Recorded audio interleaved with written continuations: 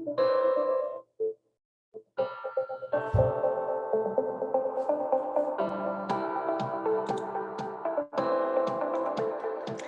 everybody. All right, welcome to the SOS Small Business Success Podcast.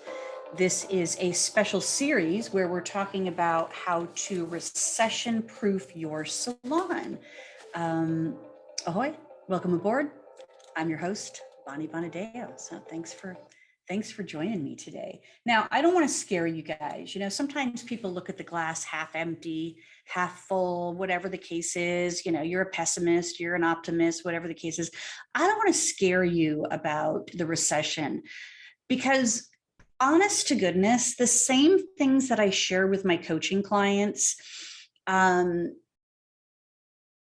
years ago when the economy was in 2019 when the economy was booming, these are the same things I was sharing with my clients then.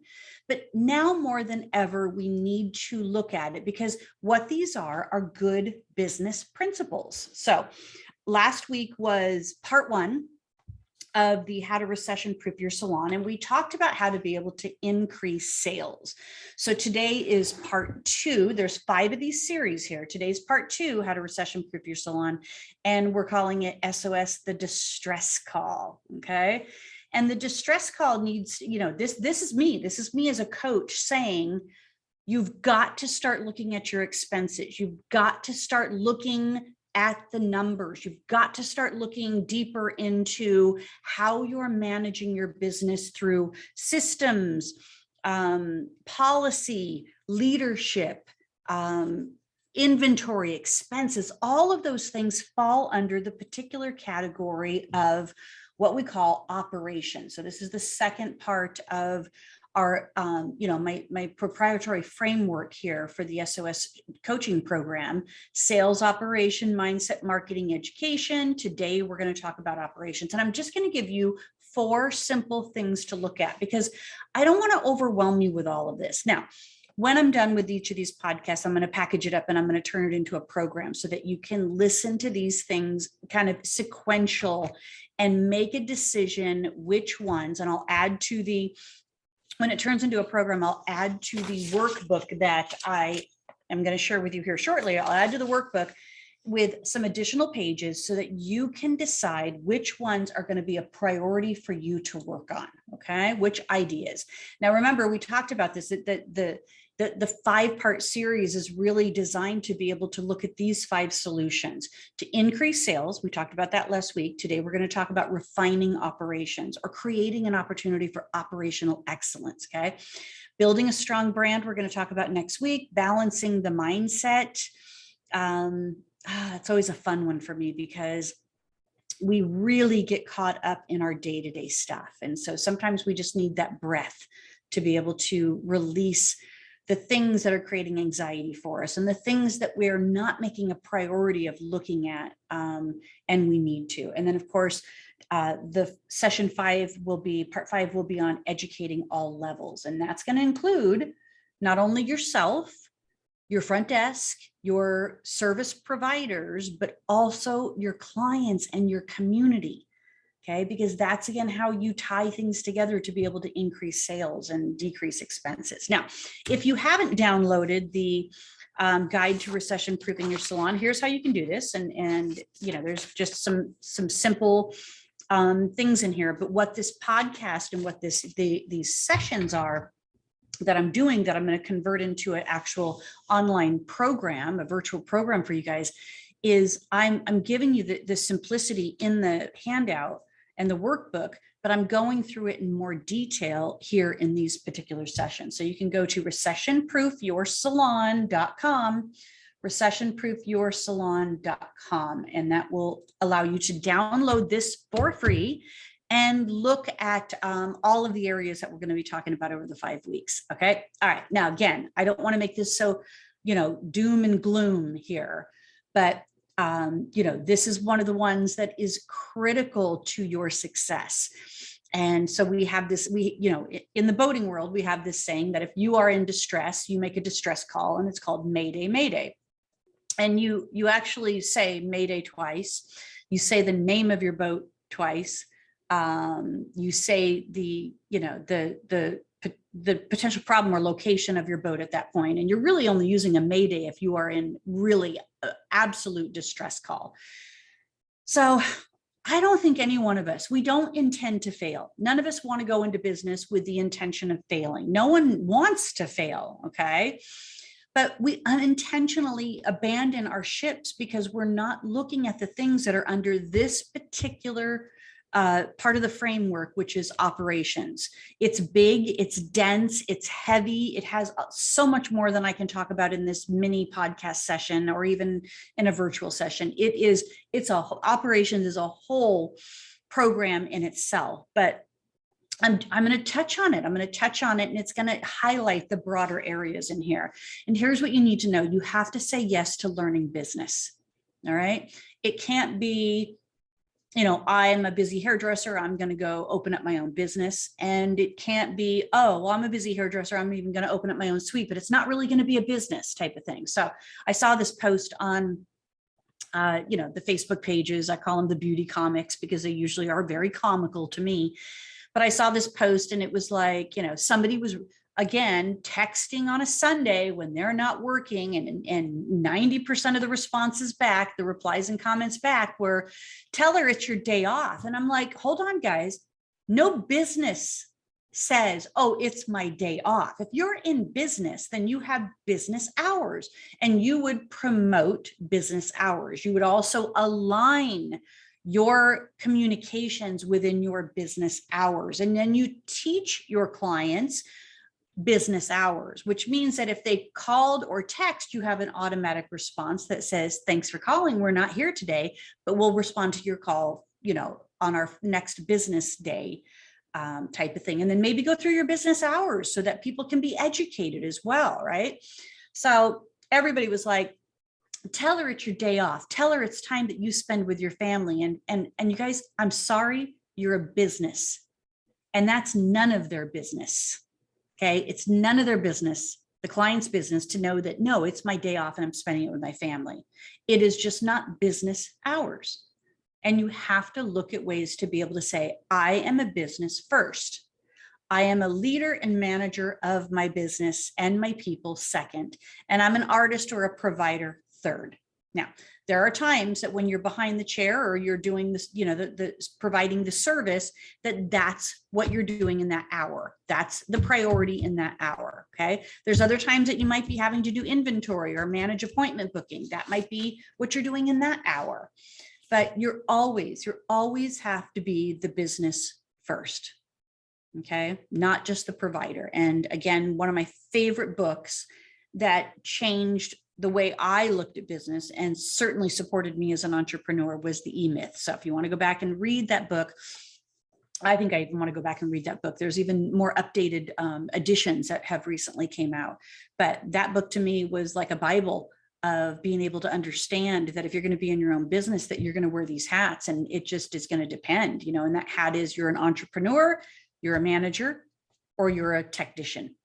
Okay. And how do you manage a business when you have to play all three of those roles? And most of us do. I still do. I still play all of those roles, plus more. So again, I'm a business first. I want you to repeat that. I'm a business first. Now, we looked at last week and we talked about inflation and we talked about recession, and we all are aware and we are feeling inflation at this point in time. And you guys, it's not going to get better. We're not going to have gas prices back down to where they were unless we become energy independent again. And that doesn't look like it's going to be the case because, they just passed $1 billion, $700 billion climate control program that I don't even know how much of the 700 billion actually is going towards that. But they were trying to go greener as a nation. Okay. Now this may not be a bad thing, but maybe we don't have the infrastructure set up, but this is going to impact us as businesses. This is going to impact our clients as being able to have discretionary income to spend with us. Now, is there a recession right now? Is there not? Yes, according to the actual definition of recession, it's 2 months in a row where there's been no growth. And we've had 2 months in a row where there's been no growth. And there's probably going to be a third month where we have no growth as well. And that pretty much means that we're in a recession. Now, is it going to be a recession as bad as 2008? Maybe, maybe not. But at this point, the next year is we're going to have to get lean and mean in order to survive, because not only are we dealing with inflation and a recession, but I know when I talk with most of my salons, and even today when I was at a career fair at one of our local beauty schools, and I was talking with some of the other salons that were there as well, we're desperate for more people. We're desperate to hire more people. So we're in this room with 15 other salons, and there might be 4 or 5 potential people, and that we're all aiming for to be able to come and work for us, or to start our programs with us so that we can help them to be a successful hairstylist. And they're just going to go where it's the right fit for them in the end. And they're probably going to go to 1 or 2, 3 places before they really find the right fit. And, we're hoping we're one of those places that's the right fit right off the bat.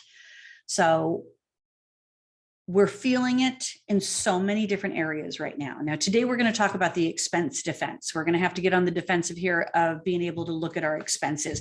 And in turn, when you're managing your business profitably, okay, and you're doing it well, then what you're creating is an opportunity for operational excellence. So I want you to think about some companies that you do business with that you feel like they have operational excellence. And it could be in various degrees and in different entities of that particular business, So I'll throw out a few just on my own.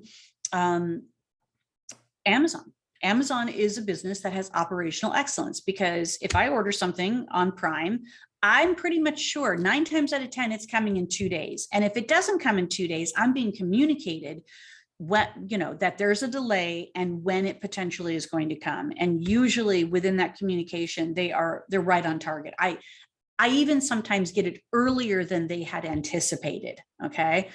But Amazon has operational excellence in delivering. Okay. Obviously, they probably have operational excellence too in the amount of different products that you can buy from them. But, that delivery is like, I want it now. I don't want to go out and spend any time, energy, gas to find it in the stores. I'm going to go on Amazon because I know I can get it in 2 days as a Prime member, right? There's one.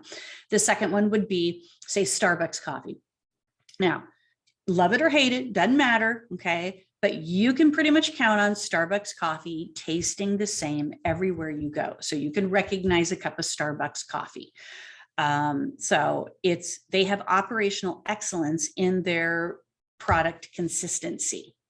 All right. You definitely are getting that same quality cup of coffee in that same way, hopefully at that same temperature, no matter where you go in a Starbucks. Now, sometimes it might be the Starbucks that's in a Target, or sometimes it's a Starbucks in the airport. And there's always variances in regards to these things, but you can pretty much count on it being that same flavor of coffee, no matter where you go. They don't skimp on their product consistency and development. Okay. All right. So we talked last week, there's only 2 ways to be profitable. You have to increase sales and decrease expenses. Increase sales and decrease expenses. Now, sometimes you have to increase expenses in order to increase sales, okay? In other words, making investments into your company. But today, if we look at the decrease expenses, it's 2. One is we have to manage the expenses that we have to have, but we also, I'm going to share with you some tips and some tricks to be able to look at areas where you might be able to reduce expenses at this point. And then always, always, always in an operational category, you have to up-level your leadership. In other words, if you're not managing your bottom line, you probably don't have a strong bottom line. If you're not managing your sales, you probably don't have good sales. If you're not managing expenses, you're probably spending more than you should. So the leadership and management part of operations is critical, and that is always on you as the leader. So here's the 4 areas we're going to talk about. We're going to talk about accessing a risk tolerance, or what is known as a SWOT analysis. Okay. And I'll give you more detail on that. We're going to look at a right-sized workforce, how to operate in a budget and to be able to watch your costs. I mean, those are very basic areas from an operational category to say, these are areas we're going to look to decreasing our expenses. So the first one is going to be the evaluation. So we're going to do a SWOT review. Okay. So see where you're strong, see where you're vulnerable, and we're going to plan 3 strategies for you to improve your position. So the SWOT is this. You're going to just get a piece of paper in front of you, and you're going to put S for strengths, W for weakness, O for opportunities, and T for threats. All right. And you're going to look at those and you're going to say, what are our strengths? Okay. What are our strengths? And we'll tap on this too next week, because this would fall into our brand identity. All right. Building our brand identity and strengthening our brand. Weaknesses. What truly are our weaknesses right now? Okay. And what opportunities do we have to improve between strengths and weaknesses? How do we maybe promote up the things we do well while trying to fix and repair and alter the things that we're not doing so well? And what are the true threats that are happening right now? Okay. Is there threats of maybe losing stylists? Is there threats of not having new clients coming in order to kind of grow your business? Is there threats of not being able to get product as you need it for your client base at this time? What are some potential threats that are happening in there? So do that exercise for me this week before we go into next week, and then we'll talk about how marketing and branding can help to improve in some of these areas here. Okay, so that was number 1. Number 2, we want to look at a right-sized workforce. All right, so when the big R word comes out into the media, into business across the wire, one of the other things that you hear that synonymously goes with that is layoffs, right? So bigger companies start to lay off excess workers. Bigger companies start to refine their different departments and where they might be a little fat. Okay. And I would say that in our salon industry, we're probably still running lean and mean for the most part. I know we are, but you have to be able to look at this right-sized workforce in these different areas here. One would be your revenue producers. Okay. So let's say that you have 10 stylists working for you. All right. You want to evaluate the productivity of the 10. Who has a high level of productivity, who does not have a high level of productivity. And then you're going to break it down and you're going to work with those individuals that have a low productivity rate and figure out ways that they can improve their business. It might be something that you do for the whole business, or it might be something that you do just for those specific stylists. It just depends on what you have access to. Because remember, we're not trying to necessarily spend money while trying to decrease expenses, but we are trying to evaluate this. It could be areas of your revenue producers. Obviously, these are the people that are bringing in the money. They're the ones doing the services in your salon, the revenue producers. It could be that you have somebody that maybe is working 5 days a week, but it might be better for them to be working 4 days a week. Okay. It could be that you don't have enough people in the evenings, and then maybe there needs to be some schedule switches to be able to have somebody else do an additional evening in order to accommodate those clients that need to come in at night. Okay, so look at all of those things in regards to your revenue producers. Run your reports that your software has to offer and make some really powerful things happen with looking at the big picture of it all and then looking at each individual person and how to be able to manage that. So right now we're in a big pre-booking focus on this. So what we don't want is holes in our, stylist books 3 weeks out. Like, we want them to be booked at least 3 weeks out. Okay. And of course, there's always going to be some variances in that, but the more that we can pre-book the clients, the less holes there is that we need to worry about. Okay. Now, the second area to look at is your non-revenue producers. This would be your management team, your front desk, anybody else that you're paying on payroll that are not necessarily working as providers and bringing in income into the salon, but they're necessary to have in order to manage the operations of the salon. But you could look at your front desk and just say, do I need as many front desks as I have?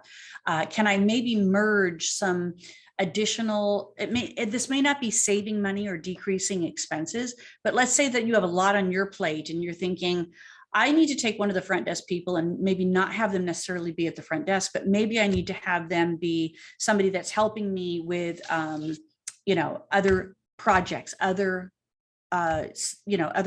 tasks that you have on your books, maybe social media, maybe marketing, maybe, ordering, inventory, any of those things. Maybe you can maximize some of your paid people to be doing more for you in that time, and it's taking less off of your plate so that you can continue to evaluate and lead and manage and grow your business. And we've got more here that you could be doing. So if that's an option, look at your non-revenue producers. I mean, we have a kiosk for people to be able to check in. We're really doing a big push on online booking at this point. These are all things that are automated and tech-based that are taking away from non-revenue producing hours that is costing us more money, okay? Look at your vendors. What companies are you doing business with? Maybe you have some, gig workers working for you. Maybe you have somebody that does social media. Maybe you have somebody that does SEO. Maybe you have you have a contract with a web person on, in case your website goes down or updates on your website and everything. Are those expenses you really need to be doing right now? Are those expenses that you can have somebody else do? Are those expenses you can reduce or maybe merge into less of an expense in there? Maybe the companies that you're doing business with as far as products. Maybe there's opportunities where you're, asking them for considerations, looking at the promotions that they have and tying more into the promotional opportunities, being able to make a little bit of an extra margin on what they're offering, okay? So your vendors, you want to look at, are they bringing me in money or are they costing me money, okay? So if you have a lot of retail on your shelves and your retail is down at this point in time where you're not selling as much retail as maybe you used to, then don't be ordering as much retail and look at ways to be able to reduce your inventory of retail. And it's okay. It's okay to do that right now. Or look at this would be an investment expense, okay? But it could help to increase sales. Look at other things outside of products to be able to bring into your salon to sell that you think might be sellable and help to increase your profits on. All right, especially with the holidays coming up. Let's think outside the box. Not everybody needs another shampoo and conditioner in their shower, but maybe they need a scarf or a beautiful shawl or a hair bands or hair bendies. Maybe it's jewelry, maybe it's candles, maybe it's perfumes. I don't know. Think outside the box. Some of those things can be, hefty investments. So you have to be able to determine if you can manage that at this time.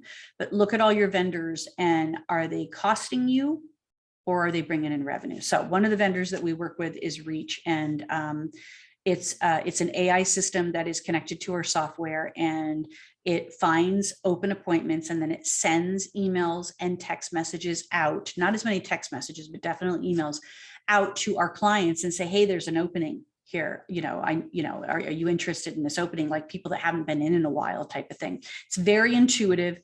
And it's very inexpensive to have as a monthly fee. We always exceed them filling appointments with us more than what we're spending on it. So they're a vendor that does cost us every month, but they're bringing in revenue for us. So we have to look at things like that.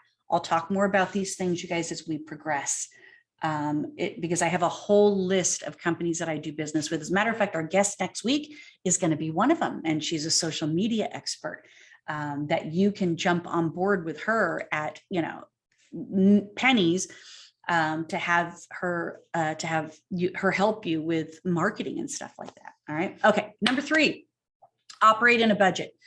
Do you know what your percentage of profit is, or that you desire it to be? Do you know what your percentage of payroll is? Do you know what your percentage of revenue is? Revenue producing inventory. In other words, revenue producing inventory would be your colors, your developers, things like that it require you to do the service. Okay. And then there's the non-revenue producing inventory. Those would be things like, trash bags and other things, cottons and things, miscellaneous things like that, that you don't need to have a lot of, but you still need to have them in there. Maybe these are areas that you can start looking at saving some money with. All right. Go do a trip to Costco and buy these things instead of maybe getting them through the vendor that you're getting them through, or see if they're cheaper on Amazon. Okay. Set up a business account on Amazon and see if it's cheaper on Amazon. And then of course, another area that has a percentage of investment or a percentage of expense attached to it sometimes is marketing. Now, most of my salons are not spending enough on marketing. And if they increase their budget in marketing, they would be doing more sales. So there's a fine line in that. But if you are spending money on marketing vendors, marketing support, marketing, advertising, things like that, look and see if that's an area of opportunity that you can reduce some of your expenses in. Okay. I think that we're on number 4 now. And number 4 is watch your costs. Okay. So if we know that our goal is to be able to increase sales and our secondary goal is to be able to decrease expenses, I want you to find 10 areas where you can decrease expenses. Now, this can be a game. This is a total fun game. I want you to look at 10 areas in your business that you can decrease your expenses. So I'm going to start you out with a list, and this is a small list because there's probably 20, 30, 40 different things that you might be able to come up with. My fiance, Jeff, he was in a class, and one of the things that they did in the class was this very thing, where they looked at 10 areas that they could reduce expenses. And then he challenged them to be able to call one right now, get on the phone and call one right now and try and reduce the expense, or do the research on it, do the due diligence on it to be able to determine what are you paying and is there a possibility that you could be saving some money in this area. Hundreds of dollars, thousands of dollars can be saved if you just look at this area here. Okay. So one is front desk. Again, we talked about that. Is there an opportunity where maybe you can reduce expenses at the front desk? Okay. Second would be your internet costs, phones, insurance, inventory. One of the things we're doing right now is we just did a hard inventory of all of our back bar because we don't keep it in the system. We move through products so fast. We're a very busy salon. We move through products so fast that there's just no point in trying to manage inventory in a system. So, we do the typical thing that any other salon does, that if you use a color, you take the top of it off and you pop it into a jar. And then the next week you dump the jar and that's what you're ordering, right? But we just did a hard inventory because what we discovered is that we had backstock of certain colors, like 10, 11, 12 backstocks. And yet every week, if we used 2 of them, we were still ordering 2 of them. So now what we're doing is we're managing the inventory where this week we're not ordering 2 of them. And we're reducing the backstock that we have till we get it to a level that makes sense. And then we'll start ordering based on what's coming out of the jar. These are ways to save money because color's not cheap anymore, right? Back bar, it's great when you have a variety on the back bar, but maybe you need to reduce the variety for now in order to reduce expenses. Are you paying for music in your salon? Is there something that can be more affordable for you? Again, some of these things are part of the marketing plan that I intend to share with you guys. I'm going to give you a whole list of all these companies that we do business with and that I support, and they support me in promoting them out there.